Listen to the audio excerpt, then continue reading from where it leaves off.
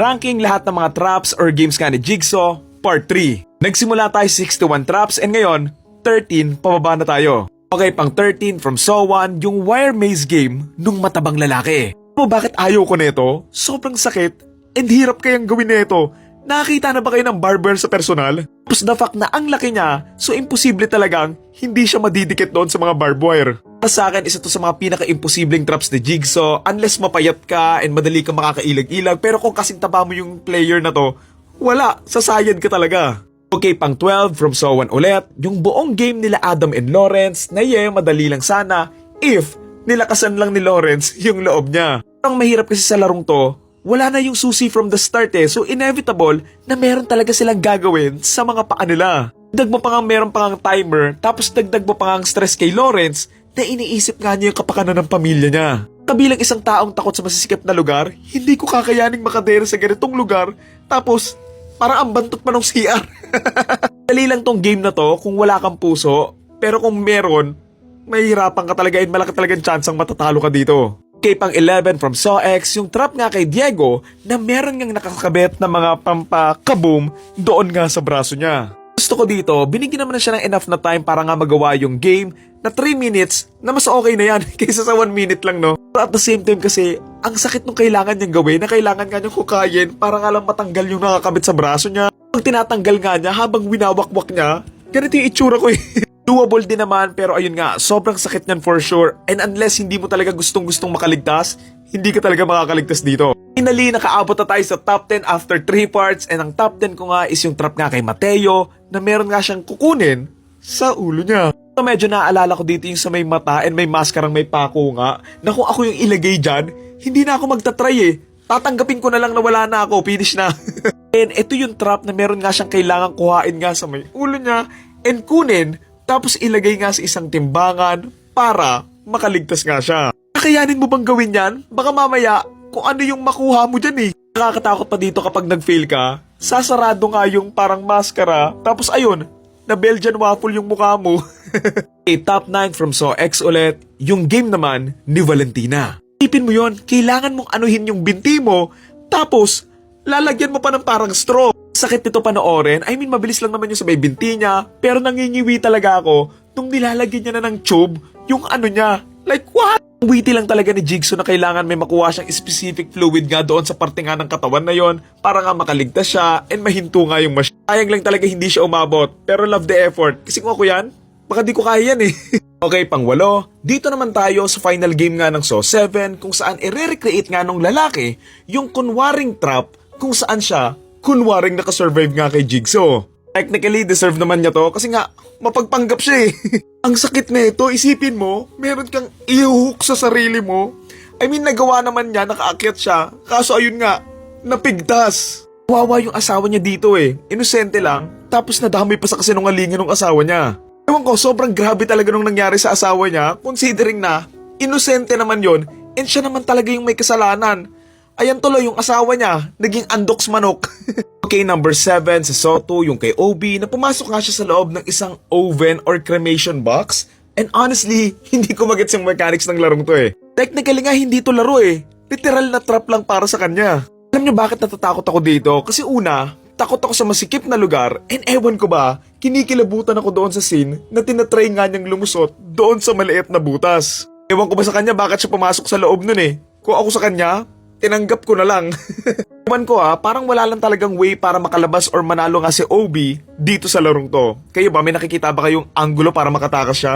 Okay, number 6 sa Saw 2 din, yung laro nga ni Xavier, pero si Amanda yung pinaglaro niya. Lang naman yung may swimming pool na may lamang maraming injection. Hindi ako takot sa mga injection pero kung ganyan kadami tapos magdadive ako, wag na lang. Game kasi dito, meron nga silang susi na kailangan nga mahanap para mabuksan yung isang pinto na may lamang mga antidote. Pero ayun nga, para mahanap mo nga yung susi na yon, kailangan mo nga hukayin yung susi na yon sa ilalim nga nung napakaraming mga injection.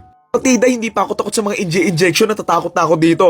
Paano pa kaya yung mga takot ma-injection din sa makita to? Ang hapdi at sakit nga, I mean hindi ka matitegi dito Pero ang hapdi at sakit nga niyan sa balat. Okay, top 5 na tayo from Saw 4, yung babaeng nakaupo nga sa isang upuan, tapos unti-unting nahatak yung buhok niya. Sobrang sakit nito and unfair kasi wala namang maayos na time para manalo siya eh. No joke, tuwing naaalala ko tong trap na to, naalala ko yung story na na-feature sa KMJS eh.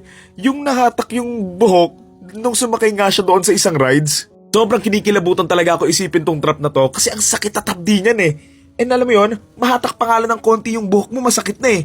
Paano pa kaya kapag ganyang hatak? Okay, top 4 from Zone 9. Ito yung trap kay Angie na nakasetup mismo sa loob nga ng presinto na napaka-imposibleng masetup pero nakakatakot din. Ito lang naman yung nasa may lamesa siya, tapos meron nga siyang towel sa muka, tapos may mga nahuhulog na mga mainit na wax. Tubig nga mahulog sa mukha mo, ang hirap na eh.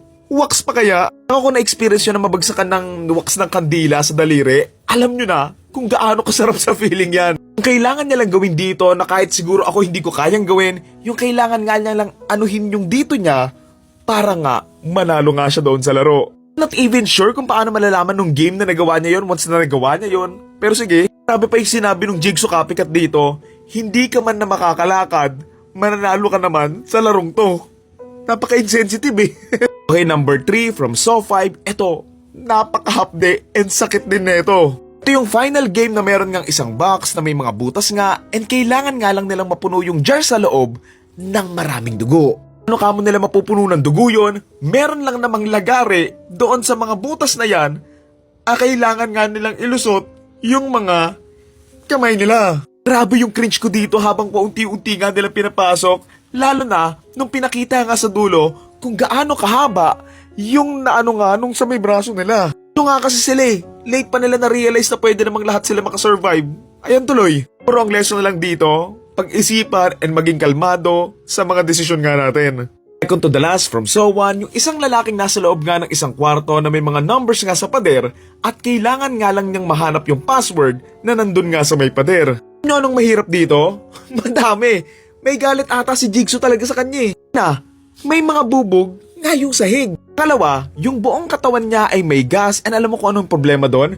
Wala kasing ilaw nga doon sa kwarto and kandila nga lang yung pwede nga niyang gamitin para alamin nga kung ano yung password mula nga doon sa may pader. So bit-bit-bit nga niya yung kandila habang nag-iikot nga siya doon sa may kwarto. Ang daming layer ng pagpapahirap, yung problema niya, may problema pa eh. Sabi talaga tong trap na to and for me, isa to sa mga traps ni Jigsaw na imposible ka talaga makasurvive. Unless himala siguro. Okay, pinakahuli and top 1 ko na trap nga ni Jigsaw na ayaw ko ma-experience, yung trap nga ni Troy sa Saw 3 kung saan may mga nakakabit nga sa kanyang mga kadena.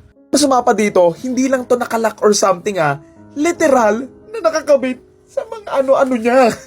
Honestly, hindi ko siya masisisi na hindi niya to nagawa eh. I mean, dinuga nga siya ni Amanda na hindi nga niya mabubuksan yung pinto, pero yung sa pangapalang niya, imposible ka lang makatakas dun eh. Paano mo tatanggalin yun, di ba?